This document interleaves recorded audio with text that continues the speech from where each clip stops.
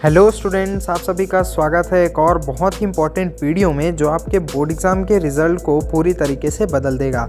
आप जितने भी परसेंट सोचे होंगे इस वीडियो को देखने के बाद गारंटी ही आप उससे अधिक परसेंट अपने बोर्ड एग्ज़ाम में स्कोर करेंगे। ये वीडियो थोड़ा सा लंबा हो सकता है। इस वीडियो में हम क्लास 10th के सारे subjects Hindi, English, social science, Sanskrit, maths सारे सब्जेक्ट्स के टिप्स और ट्रिक्स डिस्कस करेंगे कि आपको आखिरी के इन दिनों में किस तरीके से तैयारी करनी है, हर एक पर्टिकुलर सब्जेक्ट में किस तरीके से तैयारी करनी है ताकि आप बेहतरीन से बेहतरीन नंबर स्कोर कर सके और आपका रिज़ल्ट अच्छे से अच्छा हो सके। हमारे इस चैनल को सपोर्ट करते रहिए। यह चैनल आपके बोर्ड एग्ज़ाम की जर्नी में आपको बहुत ही हेल्प करेगा।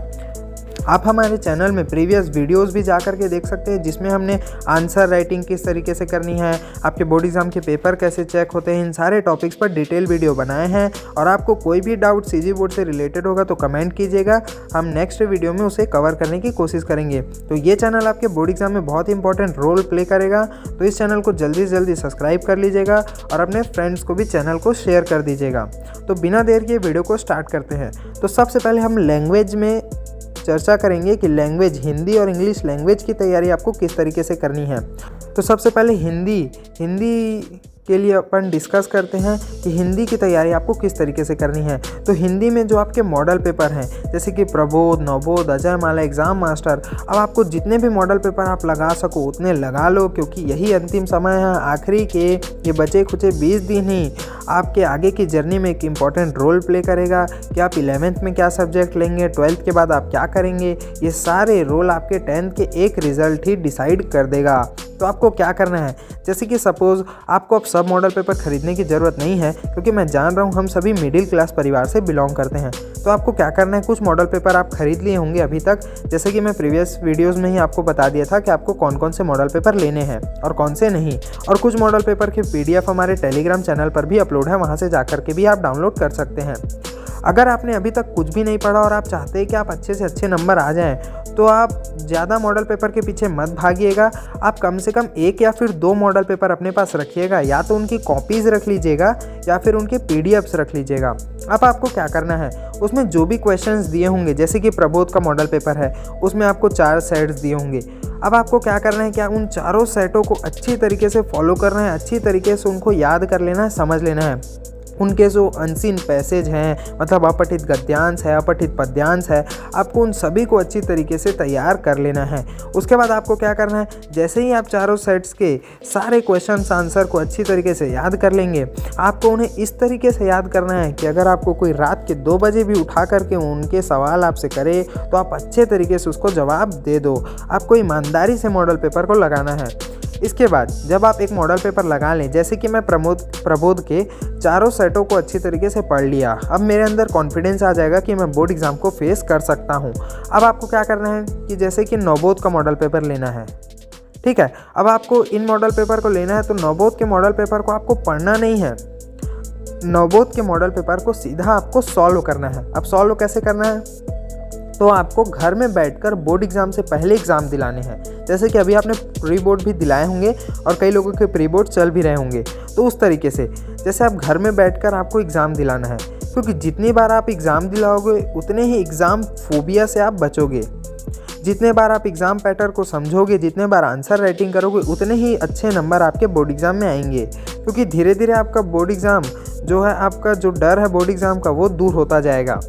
आप 10th वाले हो, आप लोग पहली बार बोर्ड एग्ज़ाम दिला रहे होगे, तो आपके लिए तो ये घर में प्रैक्टिस करने वाली बात जो है सबसे ज़्यादा इम्पॉर्टेंट है।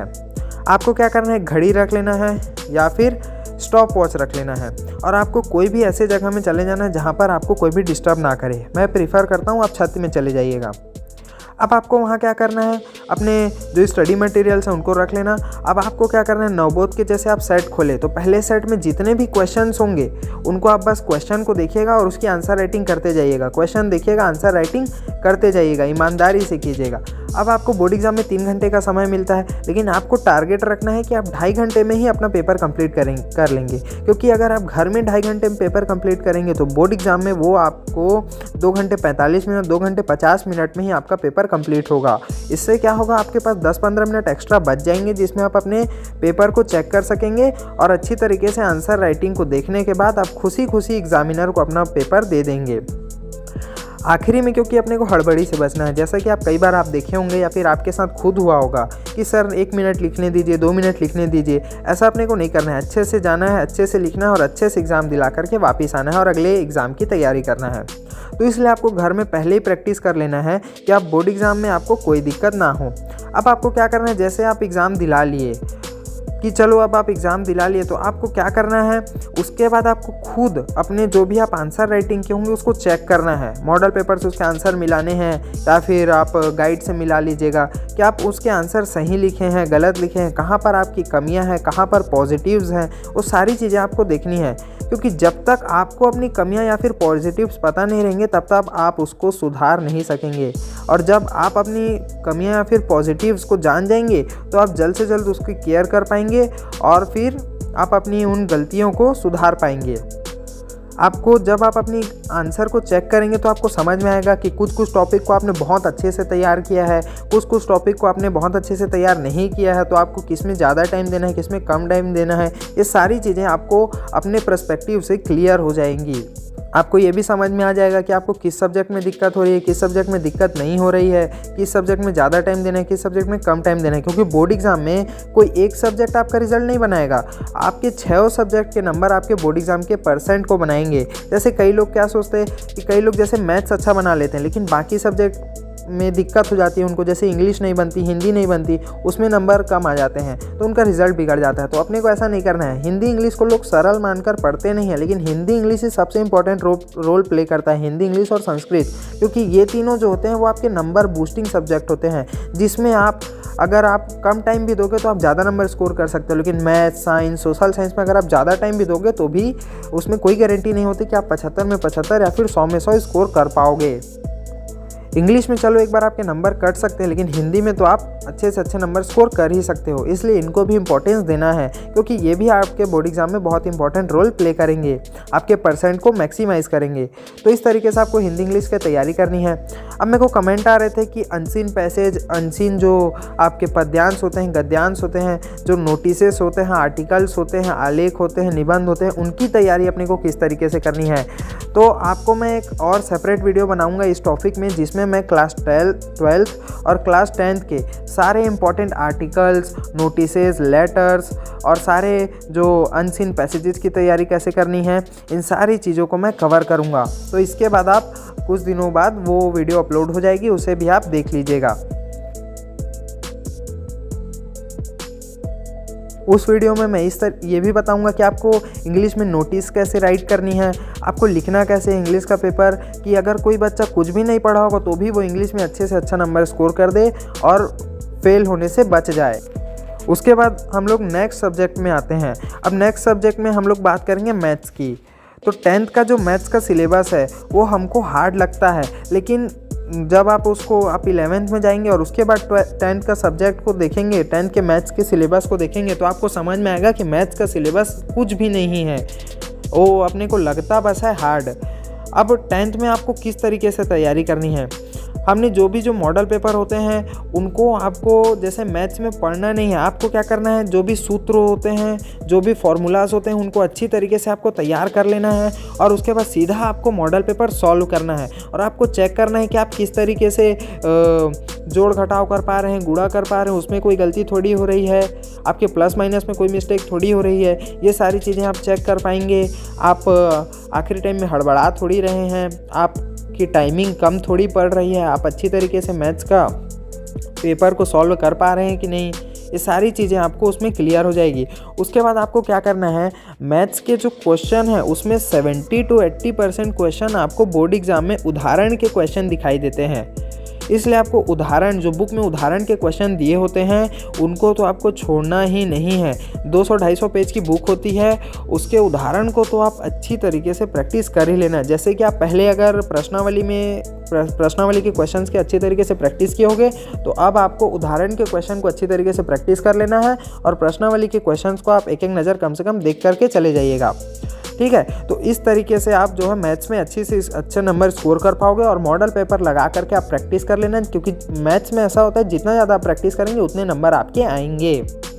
तो इस तरीके से आपको मैथ्स की तैयारी करना है। और मैथ्स में क्या होता है, जैसे जब भी आप कोई क्वेश्चन सॉल्व कर रहे हैं और अगर आपको अटपटा लगे, मतलब वो क्वेश्चन थोड़ा अलग लगे, तो मतलब समझ लेना ये क्वेश्चन आपको बोर्ड एग्जाम में दिखाई देगा, क्योंकि बोर्ड एग्जाम में ऐसे अटपटे क्वेश्चंस, अलग टाइप के क्वेश्चंस ही आपको दिखाई देंगे। तो इस तरीके से आपको मैथ्स की तैयारी करनी है। अब चलते हैं अपन लोग नेक्स्ट सब्जेक्ट में। तो नेक्स्ट सब्जेक्ट में अपने को क्या करना है, क्योंकि अब आपके पास टाइम बहुत कम है। अगर आप बोलेंगे कि आप पूरे बुक को पढ़ पाएँ तो ऐसा नहीं है, आपके पास 10-15 दिन का ही समय बचा है, तो आप मॉडल पेपर ही लगा सकते हैं उसमें और अच्छी तरीके से उसकी तैयारी कर सकते हैं। आपके पास कोई दूसरा ऑप्शन नहीं है।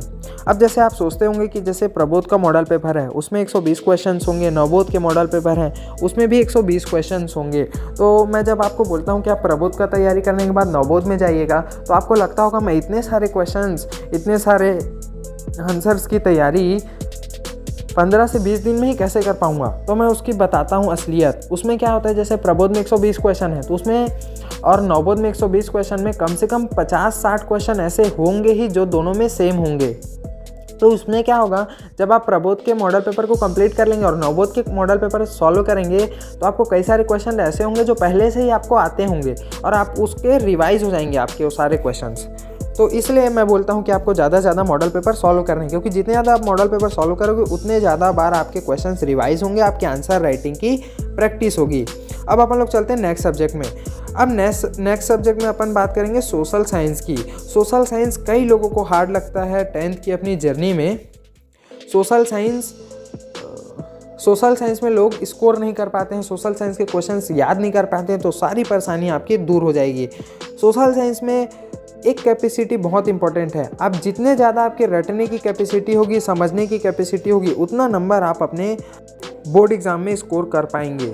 सोशल साइंस जैसे सब्जेक्ट के लिए मॉडल पेपर तो बहुत ही इम्पॉर्टेंट हो जाते हैं, खास करके सोशल साइंस के लिए, क्योंकि इन सब्जेक्ट में तो आपको मॉडल पेपर लगा ही लेना है। अब इसमें कैसे क्वेश्चंस होते हैं, तो सोशल साइंस में हिस्ट्री से रिलेटेड क्वेश्चंस को याद करने में बस कठिनाइयों का सामना आपको करना पड़ेगा। बाकी सारे क्वेश्चंस तो आप अच्छी तरीके से याद कर ही सकते हैं।